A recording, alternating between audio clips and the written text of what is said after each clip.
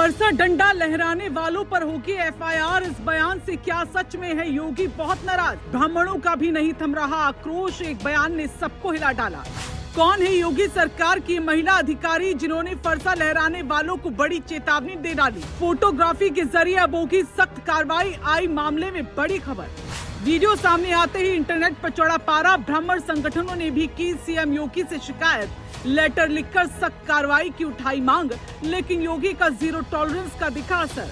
मेरठ की सड़कों पर परशुराम जयंती का जुलूस निकला तो माहौल पूरी तरह भक्ति और जोश से भरा हुआ था, लेकिन इसी दौरान एक ऐसा घटनाक्रम हुआ जिसने पूरे प्रदेश की राजनीति और प्रशासनिक हलकों में हलचल मचा दी है, क्योंकि जुलूस में कुछ युवक फरसा और डंडा लहराते नजर आए और यहीं से कहानी ने अचानक बड़ा मोड़ ले लिया।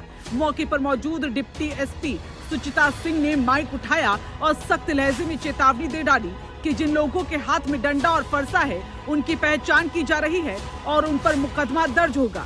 ये बयान जैसे ही सामने आया पूरा माहौल बदल गया और देखते ही देखते वीडियो सोशल मीडिया पर वायरल हो गया, जिसने बड़ा हंगामा खड़ा कर दिया है।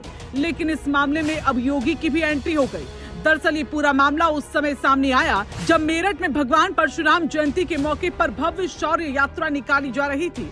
हजारों की संख्या में लोग इस यात्रा में शामिल थे और शहर जयकारों से गूंज रहा था, लेकिन सुरक्षा व्यवस्था को लेकर पुलिस पहले से ही सतर्क थी। जैसे ही कुछ युवकों के हाथ में हथियार जैसे फरसे और डंडे दिखे, पुलिस ने इसे गंभीरता से लिया। डिप्टी एसपी सुचिता सिंह ने साफ शब्दों में कहा कि सबकी फोटोग्राफी हो रही है और किसी को भी बख्शा नहीं जाएगा। यही वो टर्निंग पॉइंट था जहां धार्मिक आयोजन से मामला सीधे कानून व्यवस्था और कार्रवाई की तरफ मुड़ गया।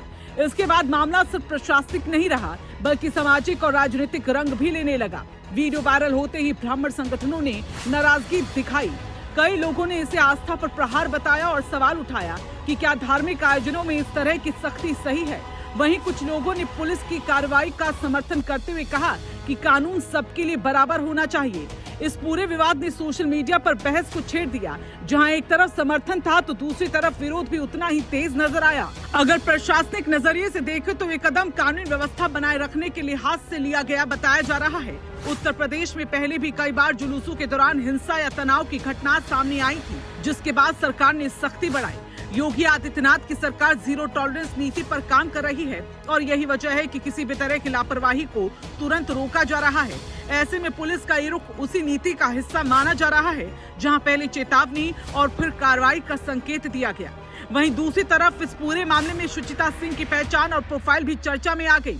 2018 बैच की अधिकारी, ट्रेनिंग के दौरान सर्वश्रेष्ठ कैडेट और मेरठ में लंबे समय से तैनाती, इन सब बातों ने उन्हें एक सख्त और प्रोफेशनल अधिकारी के रूप में स्थापित किया। यही कारण है कि उन्होंने मौके पर बिना देरी के सख्त फैसला लिया। लेकिन अब सवाल उठ रहा है कि क्या इस सख्ती का असर आगे और देखने को मिलेगा या फिर इसे लेकर कोई नरमी बरती जाएगी। अब सबसे बड़ा सवाल यही है कि आगे क्या होगा। क्या वास्तव में उन लोगों पर एफआईआर दर्ज होगी जिनकी पहचान की गई है, या फिर मामला सिर्फ चेतावनी तक सीमित रहेगा। ब्राह्मण संगठनों की नाराजगी, सोशल मीडिया पर बढ़ती बहस और प्रशासन की सख्ती, इन सब के बीच ये मामला अब एक बड़े मुद्दे के रूप में उभर चुका है। साफ है कि ये सिर्फ एक जुलूस की घटना नहीं रही, बल्कि कानून, आस्था और राजनीति के बीच टकराव का नया उदाहरण बन गई है। आने वाले दिनों में प्रशासन क्या कदम उठाता है और सरकार का रुख क्या रहता है, इसी पर इस पूरे विवाद की दिशा तय होगी।